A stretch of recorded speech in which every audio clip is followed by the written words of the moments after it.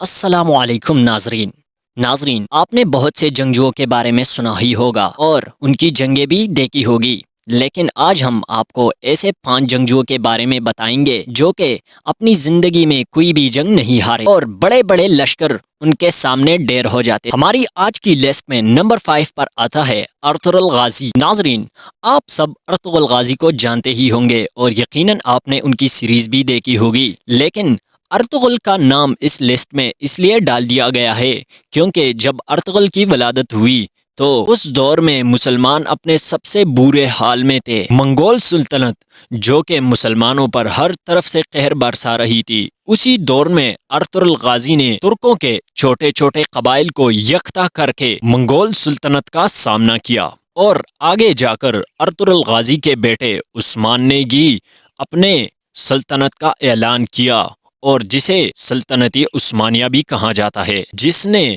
آنے والے 600 سالوں تک مسلمانوں کی حفاظت اور حکمرانی کی۔ ہمارے لسٹ کے نمبر 4 پر آتا ہے التیمور۔ امیر التیمور 9 اپریل 1326 کو از پاکستان میں پیدا ہوئے۔ امیر تیمور اپنے بہادری اور اپنے تجربے سے کافی مشہور سلطنت کے بادشاہ رہ چکے ہیں، جس کے سلطنت کا ایک حصہ ہندوستان کے دلی جبکہ دوسرا حصہ دی گریٹ آٹمن امپائر سے جوڑتا تھا۔ امیر التیمور کے بارے میں یہ بھی کہا جاتا ہے کہ بڑے سے بڑے دشمن بغیر لڑے ان کے سامنے ہتھیار ڈال دیتے تھے۔ امیر التیمور کو مسلمانوں کی تاریخ میں ہمیشہ یاد رکھا جائے گا۔ ہمارے لسٹ کے نمبر 3 پر آتے ہیں صلاح الدین ایوبی۔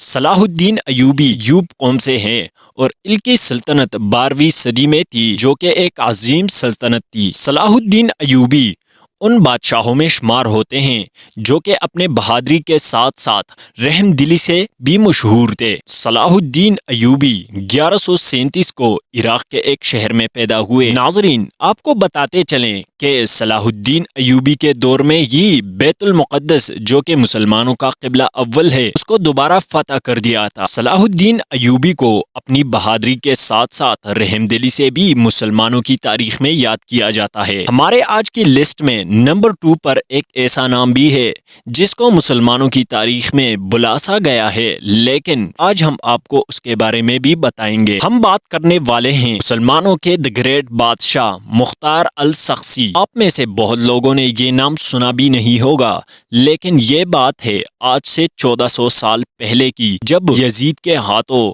حضرت محمد صلی اللہ علیہ وآلہ وسلم کے پوتے حسن حسین کو قتل کر دیا گیا۔ وہ مختار السقی ہی تھے جنہوں نے آگے چل کر ان کے قاتلوں کو چن چن کر مارا۔ مختار السقسی کے بارے میں یہ بھی بتایا جاتا ہے کہ وہ ایسے بادشاہ جن کے سامنے لاکھوں کا لشکر بھی ہو تو ان کا پسینہ بھی نہیں آتا۔ مختار کے بارے میں یہ بھی کہا جاتا ہے کہ وہ ایسے جنگجو تھے جنہوں نے لاکھوں لشکروں کا سامنا اکیلے ہی کیا تھا۔ امید ہے کہ تاریخ میں ان کا نام ہمیشہ روشن رہے۔ نمبر 1 پر آتا ہے ہماری لسٹ میں حضرت علی رضی اللہ تعالی عنہ۔ کہا جاتا ہے کہ جہاں پر باقی جنگجوؤں کی بہادری ختم ہو جاتی ہیں وہیں سے حضرت علی رضی اللہ تعالی عنہ کی بہادری شروع ہوتی ہے۔ جب بھی حضرت علی رضی اللہ تعالی عنہ جنگ کے میدان میں جاتے ان سے ان کو اس بات کا کوئی فرق نہیں پڑتا کہ آگے کتنا بڑا لشکر ہے، وہ اکیلے ہی لاکھوں کے برابر تھے۔ اپنی ولادت سے لے کر